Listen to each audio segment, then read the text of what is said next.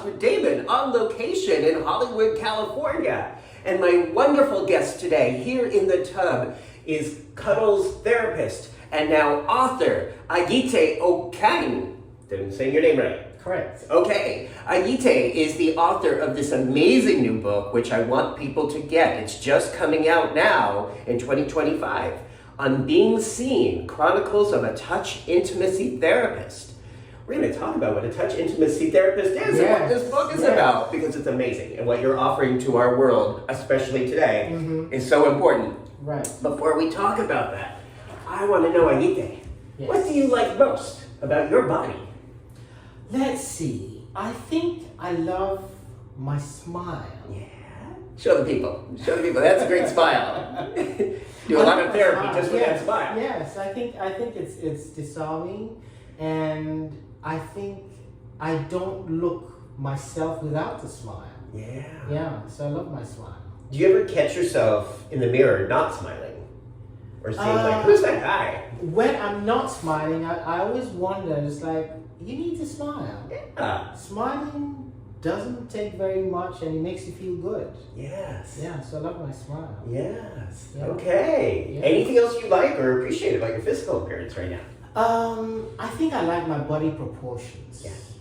I have grown into what I call my dad bod.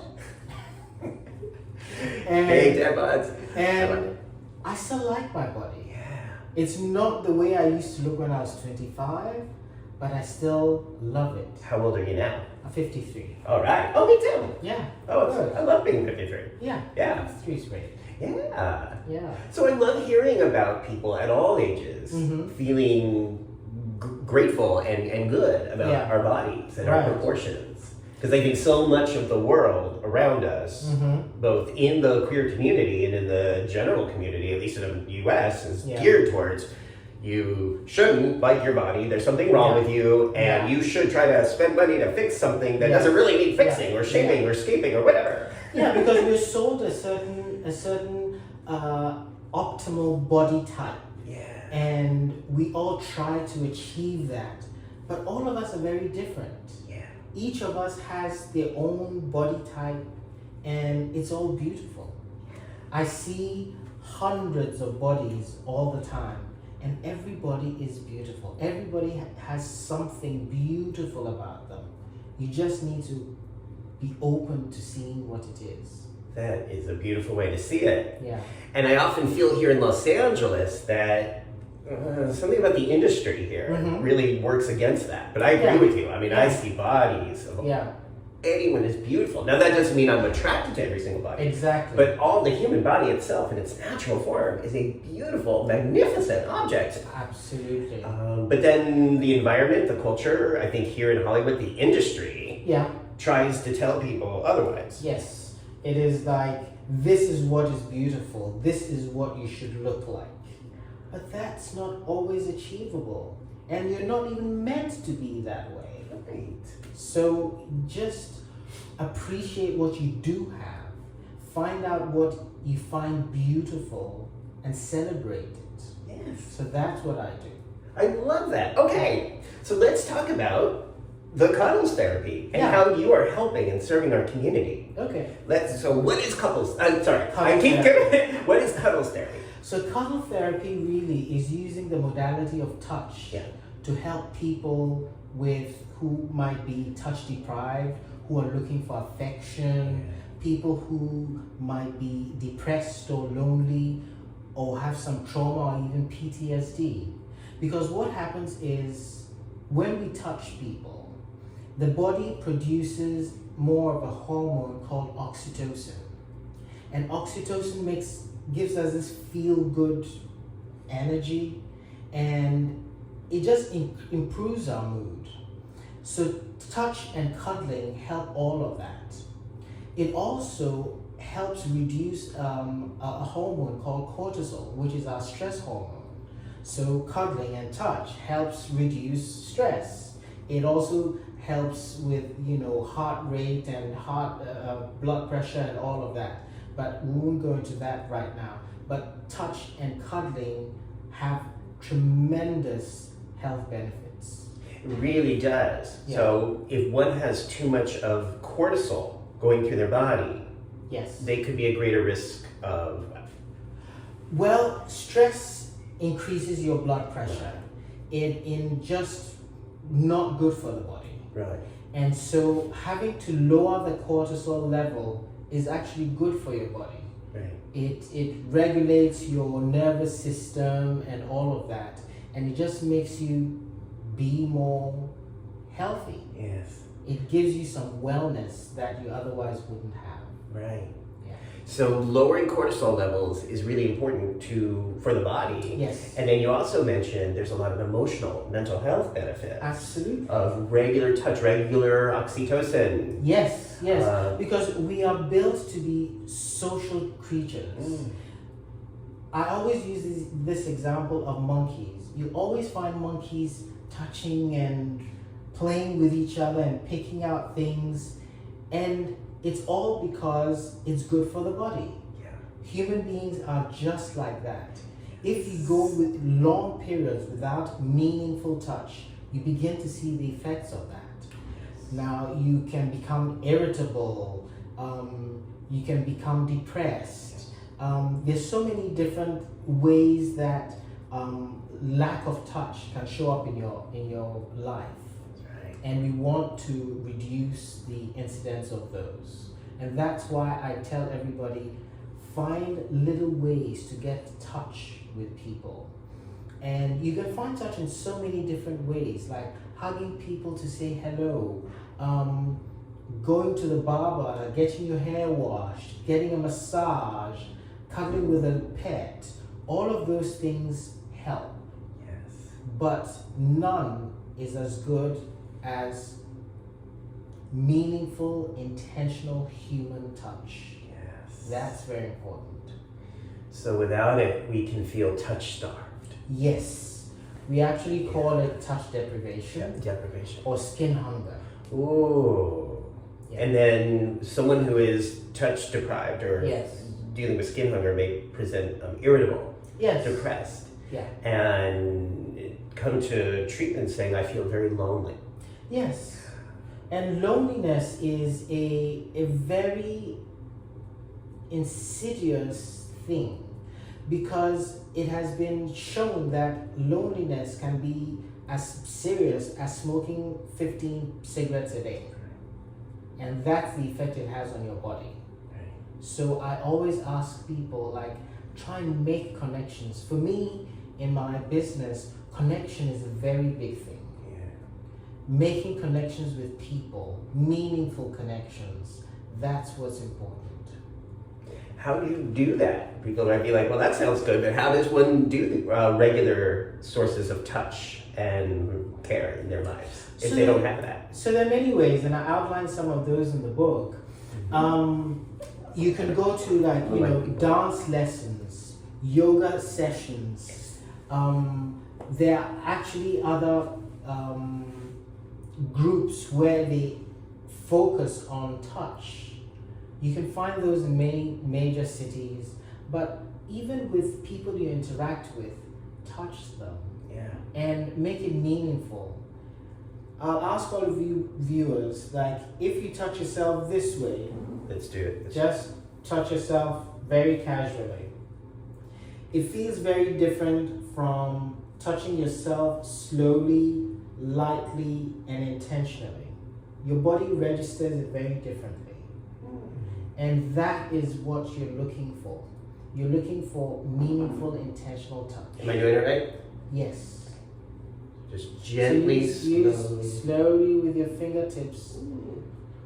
And the tips of the fingers have lots of nerve endings. So they're able to sense a lot more than other parts of your hand. Yes. So that's I feel better already. good. Yes.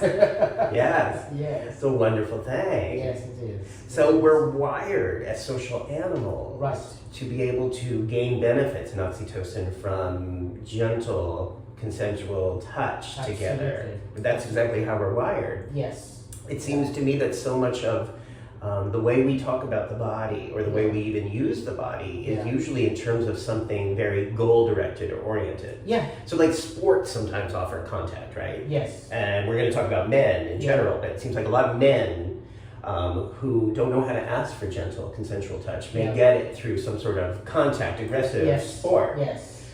Or sex, which is great. Sex is great. Yeah. But a lot of sex, to me, in the gay community sometimes feels very goal-oriented. Yeah. You know, very much about fucking or orgasms, or very much about achievement. Yes. Which sometimes leaves out the beautiful power of human touch. Absolutely. What do you say to folks who might be having a lot of sex but saying, you know what, Ayité, I don't know why I have all this sex and I still feel lonely? That is it.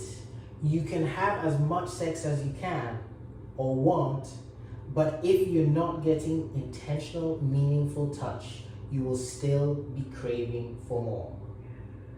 Because the body wants that meaningful, intentional touch. And without it, you just feel unsatisfied. For a lot of people, touch deprivation comes across as feeling horny. Mm-hmm. But that isn't what it is. What you really want is meaningful touch. Mm-hmm. And when you don't get it, you'll still be wanting more. Yeah. That is why when you have a very conscious sex, you come away from it just feeling fulfilled and satisfied and just like, ooh, I could live in this moment. Yeah. So that kind of sex is can be deeply fulfilling. Yes. Sort of when you feel that euphoria. Exactly. Sometimes that's like the oxytocin working in all the good ways. Yes. Right? And you notice like oxytocin working when after you've had moments like this, or even just like cuddling, you kind of feel sleepy or just, feel like dozing off. That's just the oxytocin working in you. Uh-huh. It just gives you that feeling of calm and ease, and that's what that does. Okay. Yeah. We're getting a little background noise. Sorry about that, folks. We're in an area where there's vacuuming, so sorry. How did you learn about this? How did you come to understand and practice the power of healing touch in the human experience? So what happened was, some years ago, I'll give you the backstory. I used to be an event producer and director. Uh-huh. And the office that I was working in Los Angeles closed down, and I was left without a job, and I was looking for something else to do. I knew I didn't want to go back to events, but I wanted something that was more fulfilling, more rewarding, and less stressful. But I couldn't figure out what it was. Uh-huh. And a friend gave me the book, What Color is Your Parachute? And it helped me hone down what my skills are, what my work style is, and all of that. But it didn't tell me what I wanted to do. Then I came across an article about touch therapy. And it really fascinated me. So I started doing research on it. And the more I read about it, the more I found it fascinating. And then I found there was one person in LA doing it, and I thought I could be the other person doing it. Mm-hmm. And so I got certified, and that's how it all began. Certified how? Certified for touch therapy. Okay, so this is an actual certification. Yes. Okay. And so what is the teaching? Is it? So the teaching, I did 2 certifications. One of them was like the science of touch. Mm. So what touch does to the body. So that was one certification. And the other one was more about the art of cuddling. Like, did you know that we have like about 80 different cuddle positions? Exactly. I didn't know that. So that was what that was for. Like, so somebody can come in with one, looking for one thing, And you can actually put together a series of cuddle positions that help that particular need.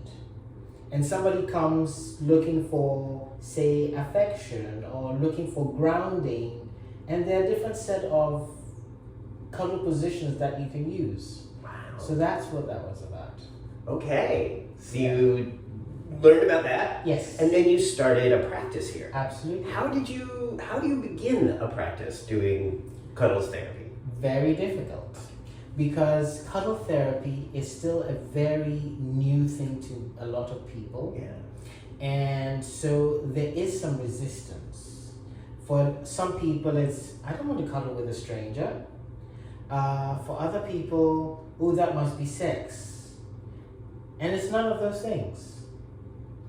Cuddling with a stranger can be uncomfortable, but in my practice, I started with several practices to create connection before we actually even begin cuddling.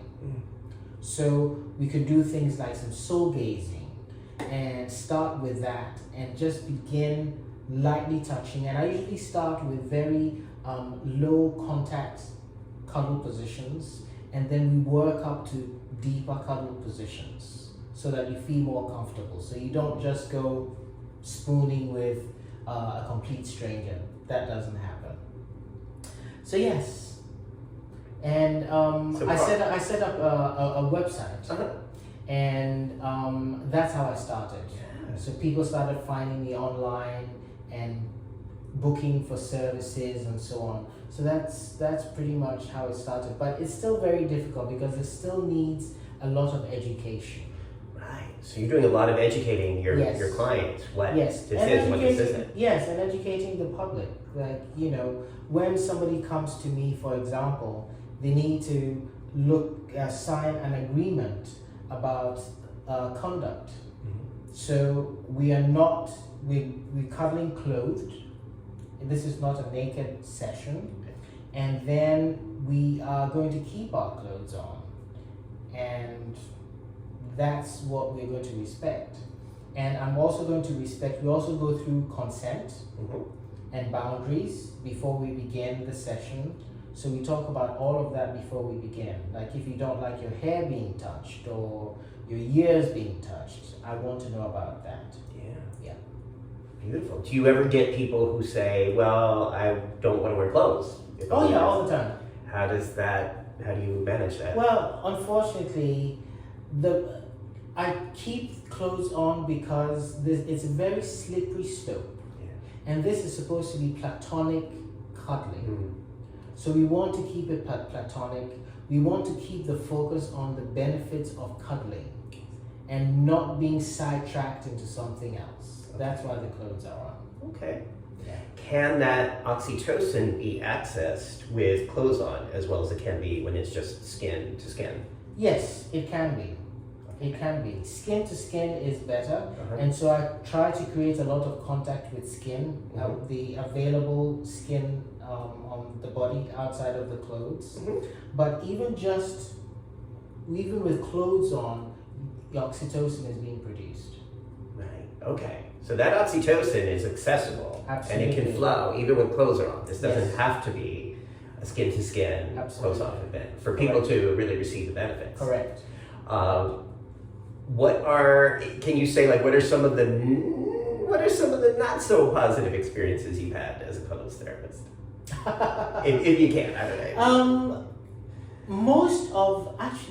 Just about all the experiences I've had have been positive. Okay. Is that because you're very clear and very boundaried and structured at the outset? Yeah. Yes. I've just had one incident that made me feel uncomfortable, but that's just about it. All the experiences I've had have been good. Some better than others because some people are more comfortable with touch. Yeah. Other people are less comfortable with touch. Other people are also just not comfortable with another person. And so you need to navigate all of that. But I haven't had any horrible experiences, no. So when people are with you and feeling good, Yes. I would imagine then emotionally they start to share with you Yes. their feelings, their thoughts, even their trauma. Yes, that happens. How is that for you? So it's almost like being a therapist, but I'm not a therapist. I can't offer any advice. What I do is just listen. I'm creating a space for people to come fully as they are and just hold that space for them. So I listen to what people are saying and give them space to do all of that. And some people have, big emotions. Some people cry sometimes. Yeah. I had a client who had lost his wife of 34 years, and for 4 years he hadn't had any meaningful touch. We came in and started cuddling, and within a few moments he just started crying. And for the next 20 minutes, that was all he could do, just cry. And then he told me his story, and my heart just went out to him, because he said since his wife died, nobody had touched him like that before. And this was not sexual. Right. And moments like this just make me feel so blessed to be doing this. Yeah. Just grateful to have been such an influence in his life. So, yeah. And you mentioned he had a wife. Yes. So was he straight? Yes. Or straight identified? Yeah. Wow. How, again, maybe misunderstanding, but how often do straight guys seek out cuddles? Not very often, but they do come. Okay. So it's not limited. We're not talking about, because we're not talking about sex, we're not talking about being limited by sexual orientation. Exactly. This is about healthy Correct. touch and all that groovy oxytocin. Yes. That's beautiful. So Yes. you're helping people. Do women ever come to you? I've had women, but I don't focus on women. My focus is on men, because men are more touch deprived than women. Okay. Yeah. So let's start then. That leads us right into this wonderful book. Let's talk about men on being seen. And some of the issues you talk about in here, some of the specifics for men. Yeah. In terms of some of our struggles with these ideas. Say more about this. So, men have been raised to be very stoic, be very self-sufficient, and not to express emotion, not to be vulnerable. And that is a block to being intimate, to finding intimacy with anybody. Because to find intimacy, you need to be vulnerable. If you're not vulnerable, that intimacy can't go any deeper. And that is what a lot of men have problems with. Now, men who come to me, most of them have these problems, these issues, and we try to work through them little by little. It doesn't have to be anything major, but just learning to be vulnerable one step at a time, one little thing at a time, just to one person, and just open up. Because what happens is when we're vulnerable with somebody else, we give them permission to be vulnerable with us as well. And so it goes back and forth until you just get deeper and deeper and deeper into intimacy. Now, just to be clear, when I say intimacy, it is not sexual intimacy. We have about 12 different types of intimacy. You have emotional intimacy, spiritual intimacy, physical intimacy, intellectual intimacy, and so on. So my focus really is on emotional, physical, and spiritual intimacy. Those are the ones that I focus on. So it's not sexual intimacy, but intimacy so that it's about knowing somebody more deeply. And you can't know anybody deeply if they have blocks and barriers up. If I can't see your emotion, I can't know you. I don't know what's going in your head because I'm not a mind reader. most people aren't. And so that's why we need to develop vulnerability to be able to develop intimacy. And yet, so many men are separated from their emotions. Emotions, yes. And certainly, I don't think that's different significantly for gay men or queer men. No, it's not. Sort of that disconnect between the persona, correct, and the real feelings. Yes. How do you help people connect in that way to their own emotions and intimacy?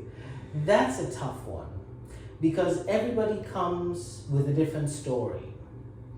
And so I use their stories and find ways to help them discover their emotions. Mm-hmm. And it could be things that are more somatic. That means having to do with the body. So for example, I had a client who really was uncomfortable with touch. And he didn't want us to do any touch. But I asked him to just put his hand on my lap. And we did that for a while. And after a while, he started opening up. He started relaxing into the touch. And we talked about his life, and we talked about ways in which he could begin to let people in. So for example, you tell me something that other people don't know about you. Tell me something that you would prefer not to come out. And it doesn't have to be anything major, just something little, one thing at a time. And then you begin to get more comfortable with the idea of sharing your emotions, sharing what the inside of you is doing. Wow. Yeah. So you encourage them to start to dig a little bit into something a little deeper than the surface. Absolutely. Something that they haven't told other people. Correct. Wow. Yeah. So is it then, do you see them on an ongoing basis? Now that is the thing. A lot of men come in as and when they need it. It would be nice to have people who come in. I've had people who come in on a regular basis, but most people tend to come in as and when they need touch. When they feel deprived, then they come in. Okay. Yes. So they wait till there's a problem. Exactly. Before coming to see you. But it would be nice if people would make it a regular habit. But for me, I'm happy if people don't come to see me. That means they're doing good. Uh-huh. And they're getting touched where they need it. Uh-huh. And that's great for me. Wow. For me, my job is to make my job obsolete. I want people to be able to get as much touch as they need so that I'm not needed. Yeah. And yet, I'm glad you're here, and I don't think that's going to happen anytime soon. Well, I feel like perhaps our culture is going in the other direction. Correct. It is. Yeah. It is. The culture, unfortunately, is making people a lot more conscious about touch because touch has been so sexualized. Same. Yeah. So, for example, when a man touches a man, strangers, the one man could think, is he coming on to me? Is this supposed to be sexual? Same thing when a man touches a woman. A lot of it comes down to how it is interpreted. And because people's mind goes straight to sex when it comes to touch, people decide not to touch at all because I don't want to be misinterpreted, I don't want to be misunderstood, and so I'm not touching you, I'm going to keep my distance. And because of that, we are touching less and less, Right. especially in this culture. We do have other high touch cultures where people touch a lot. Yeah. Like in the US, we found that people touch much less than, say, people in France or people in Spain. So we also have to think about what this is doing to our society. Right. We need to start a conversation about this and get people consciously touching each other. Right. Because it's not just okay, it's good. It's good, it's healthy. Yeah. That, I feel in other cultures, in Europe, it's more natural to touch your friends, have naked conversations with your friends in the bathtub. And that's part of why I started this series, was just saying, okay, can we normalize something? It might feel a little awkward and weird, but can we just normalize this idea of saying, hey, you're amazing, let's take a bath and have a conversation about life. Yeah. And some people have been on board with that, some people are definitely not. Yeah.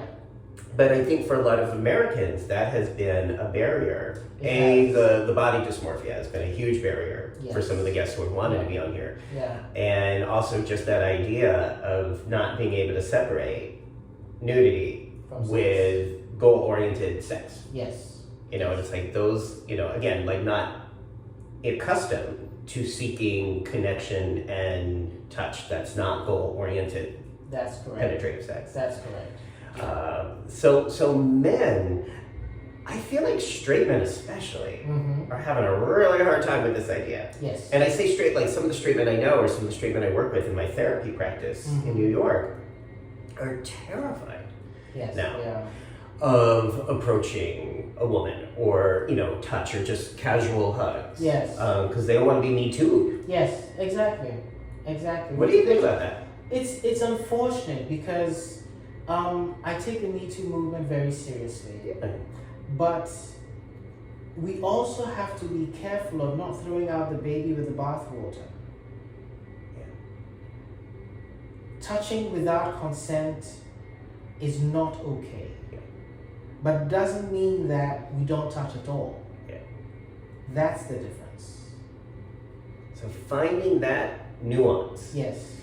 Because touch without permission, without consent, has harmed a lot of people. Absolutely. Especially a lot of women.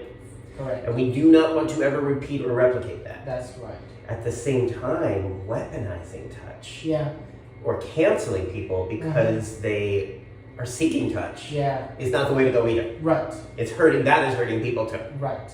And it's not just hurting people, it's hurting society. Yeah. How's Because we're creating a culture where touch is not accepted. Yeah. And then creating a society which is more grumpy, which is more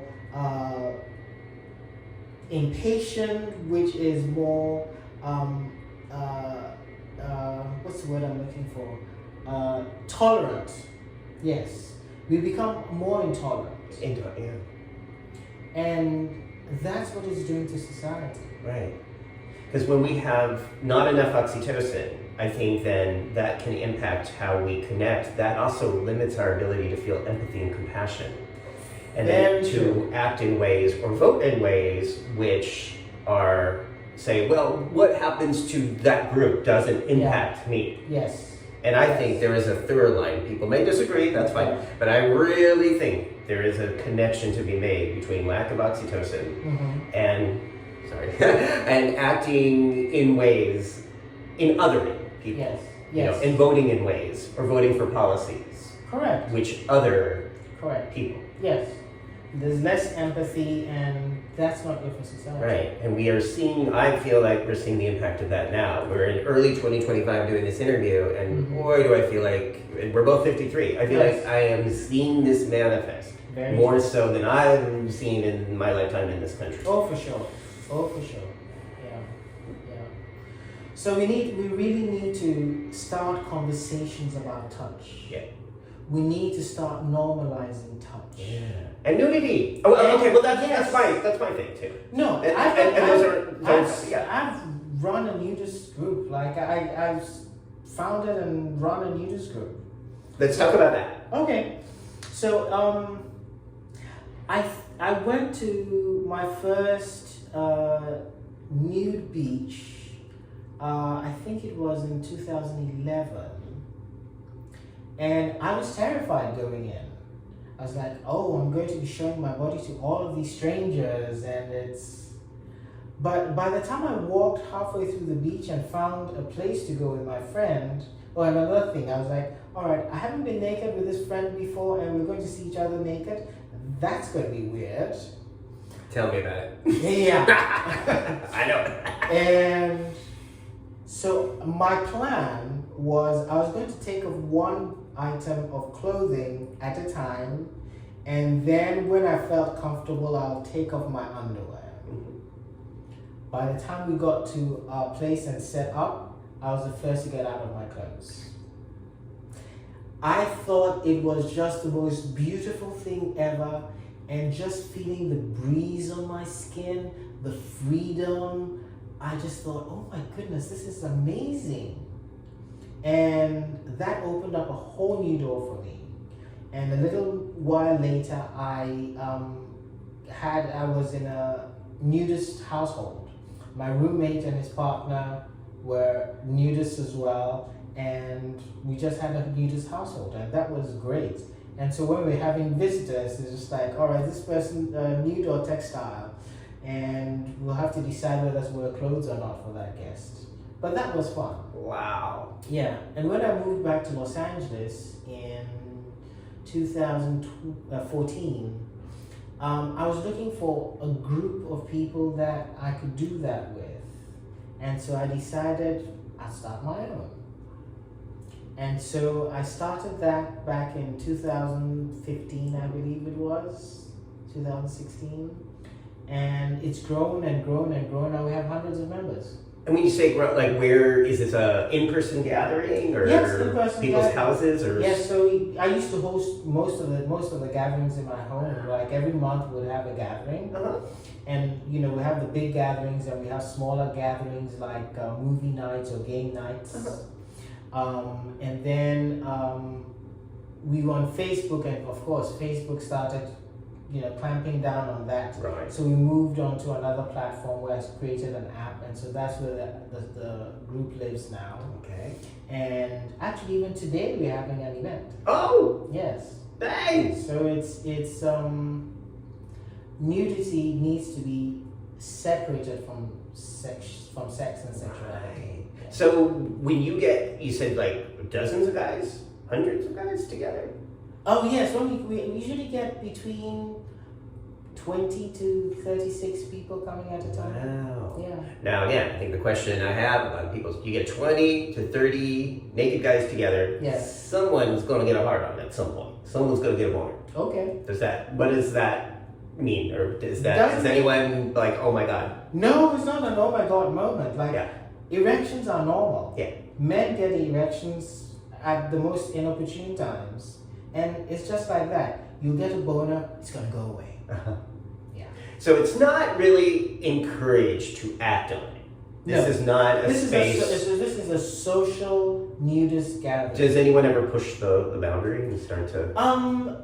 Occasionally people have tried to, but people in the group know what the rules are. Okay. And so people abide by the rules. So you really get people to be invested in holding the sacred space within the confines that they agreed to. Yes. Beautiful. And you have people who come in who actually will be offended if things went further. Yeah. Because that's not what they had in mind. Yeah.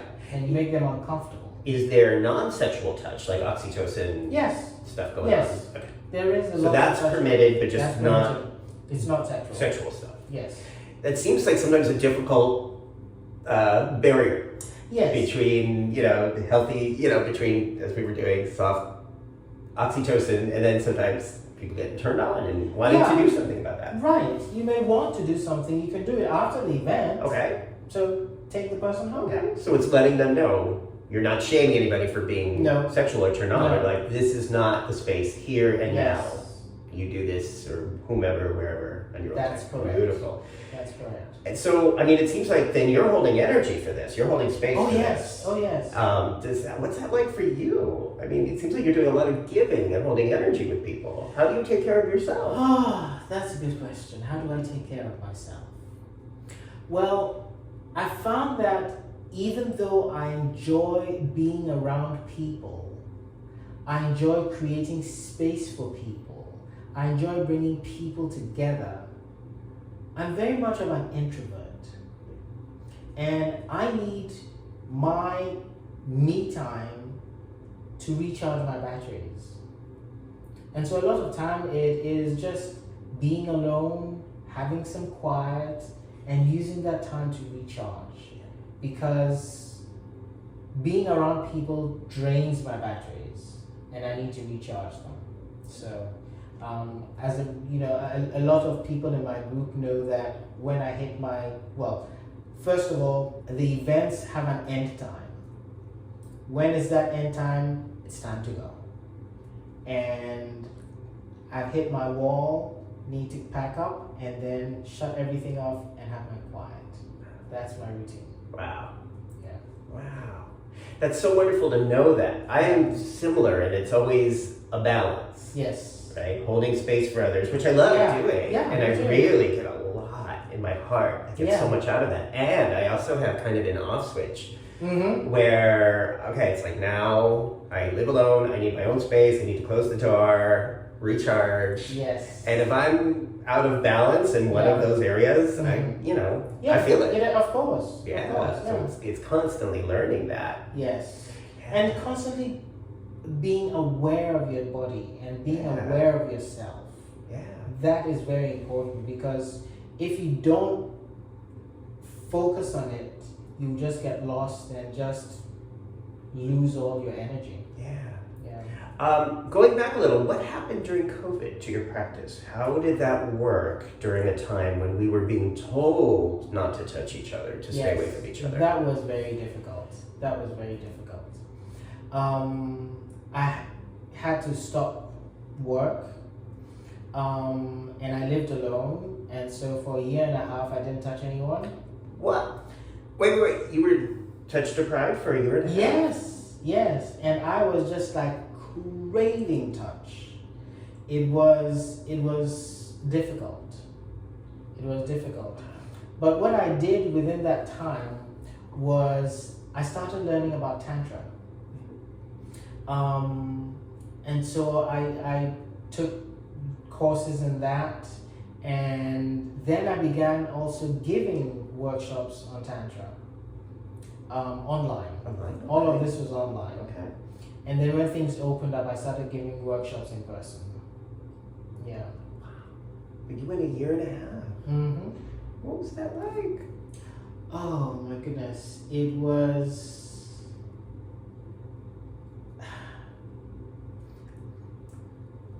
It feels like you want to get something and it's just out of reach, and you're trying to stretch and reach it and you're not getting there. And you just keep putting in the energy and hoping that you get some connection, some touch, something, anything, and not getting it. Well, but the good thing was I got to be naked the whole time. Uh-huh. Yes, because I was not going anywhere, nobody was coming to see me, and I was naked the whole time. Were you here in Los Angeles? Yes, yeah. Because I didn't need to wear clothes day or night. Wow. That was amazing. Yeah. And so when you say Tantra, yes, can you explain to folks who don't know what does that mean, and what's the invitation that offers us? So Tantra is about energy. Everything has energy. And it's about harnessing that energy to do creative stuff or whatever you want to do with it. Now, when you come down to, it's also about being very mindful and present.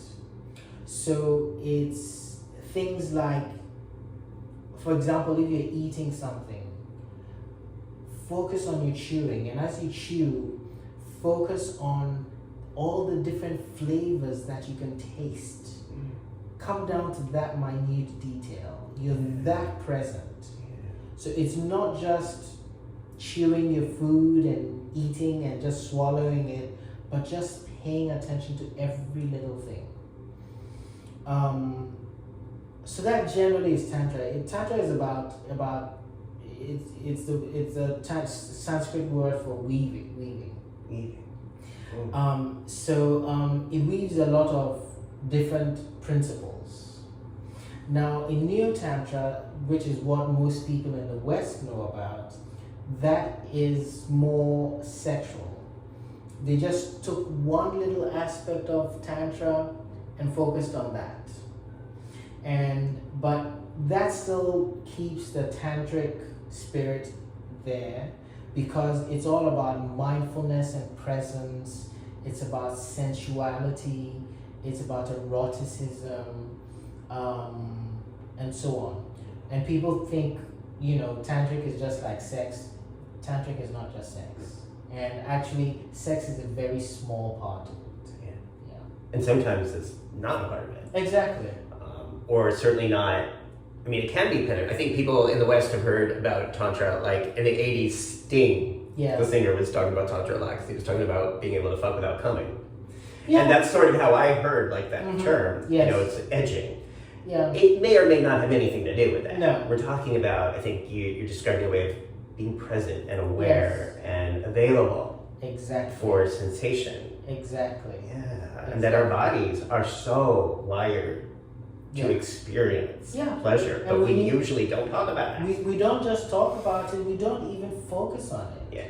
So for example, when I do my tantric experience massages, I tell people, I want you to bring attention to sensation.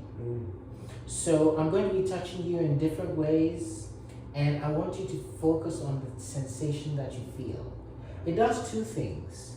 One, it heightens the sensation for you, and two, it makes you present, it keeps you present. So as I'm touching you, you're just like focusing on what it is that you're feeling. And you're going to be feeling different things in different places. And that's what I want you to focus on, and be that present. Wow. So you're not just lying there and somebody's doing something to you while your mind wanders into all kinds of places. Wow. You just stay present and focused, and you're going to have an experience that I can't really describe. Beautiful. Yeah. Beautiful. Thank you. Such an important, especially now, but always, but such today. Yes.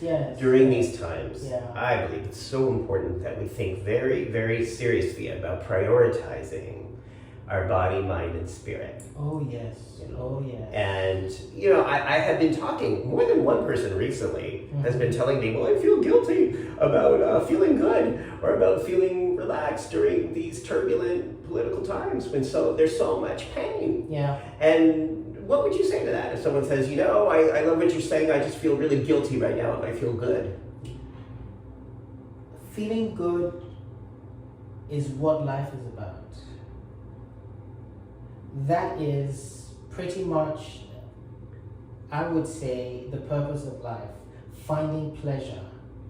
If you find pleasure, grab onto it with everything you've got. Yeah. Don't feel guilty about it. A lot of times society makes us feel guilty about anything that is pleasurable, even sex. And that is, in my mind, wrong. We need to be holding on to pleasure, looking for, finding, holding on to pleasure, anything that is pleasurable. So if you're able to find it, please, for all that's good, hold on to it. Don't feel guilty about it. Beautiful. Especially now. Now, if these ideas appeal to you, if you want to learn more about this, please get this book. The link is right there, down below, on Being Seen, because this encapsulates so much of your work, of your experiences, and your approach. Yes. Which, again, I think this was written before the Trump administration, but even more relevant and necessary now. It's just like, I feel very challenged by what's happening, and I don't really know what the answers are. I just know that it is so important that we take care of ourselves, that we get to the other side of this in one piece. Yes. I believe we're going to get through this, and we're going to see the other side of this. The question is, what shape are we going to be in? Exactly. Right? Are we going to be like driving a car with the emergency brake on? Yeah. Meaning we're going to get where we're going, but we're going to be in really bad shape by the time we get there. Ravaged by loneliness and drugs and alcohol and depression and anger. Yes. Or can we get to the other side of this from a place of grace? a place of friendship, and even some laughter. Yes, yes. Because I told myself that this time around, I'm not going to get onto the crazy train. Meaning? Meaning, I'm not going to get, just angered or frustrated by things that are going on. This is going on, take a deep breath, move on. Yeah. So I used to be a news junkie. Now I'm not. I find something else to do. Yeah. All I need to know is what's going on, just the basics of it, but I'm not invested in it, and I'm not going to get my emotions all turned up because of that. Yeah. And so I try to keep myself on an even keel, and that is how I'm hoping to get through to the other side. Me too. Yeah. Me too. Yeah, because that is the hope and the challenge. Yes, it is. It is, because if we don't do that, you could get to the other side just completely frazzled. Yeah. So if someone's watching this video and wants to learn more about, they're going to get the book, and then when they want to learn more about you or see what you're doing, I'm going to have the link to your website right there. Now, do you ever do virtual sessions if people want to work with you online? Yes, I do virtual sessions depending on what the issue is. Okay. Yes. So if you're not in this area and you want to work with Ayité, that information will be right there. Yes. And you were going to say, I'm sorry.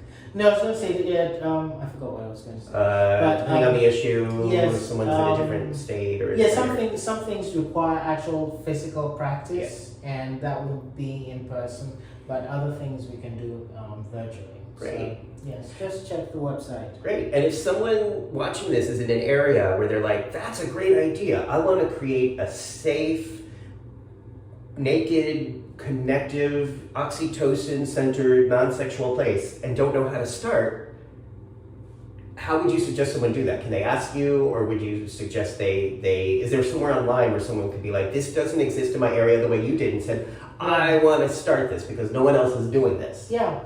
I'm sure there are some resources, but I would say start small. Mm-hmm. When I started, I think I had 5 or 6 people. I just invited 5 or 6 people over, and we just had a lovely evening, and they enjoyed it. And the next time I asked them, if you know of anybody who might be interested, bring them along. Wonderful. And that started growing little by little. Is this like a movie night or? Yes. Yeah. Yes. Movie night, cocktails, games. Wonderful. So it's really simple. Very simple. I mean, you have to be thoughtful, but also don't overthink it or overcomplicate it to the detriment of actually ever doing it. Yeah. It's like it can be done. It can be done very easily. Anything I haven't asked you that you want to make sure people know about you, about this amazing book? I'm going to hold it up again. Anything about your work, your life, your book that you want to make sure we cover today? No, I think we covered quite a bit. The book is available on Amazon, so you can get it a print copy or the Kindle copy. I love the cover. They're all on Amazon. But no, I think we covered quite a bit today. Okay. Yeah. Well, I'm grateful to you. Thank you. Thank you. And I'm also grateful. I don't watch the news either. Mm-hmm. I'm now doing the 4th season of these Tub Talks. And what I didn't realize when I started was how every single guest, what y'all have in common is everyone's doing something to contribute. Yeah. Health and happiness into the world. Yeah. So when I get discouraged by the news, I'm literally going back and watching some of these Tub Talks because it gives me hope that there are people who are thinking clearly and activating health and connection and joy. Yeah. And we're going to keep doing that even during the hard times. Yes. So if people want to see more of that, subscribe down below. And they're all free, and there's like 170 something episodes of that. Wow. And just to continue this discussion about how we can join in that. Yes. Yeah. All right, everybody. Thank you for watching. Have a great day.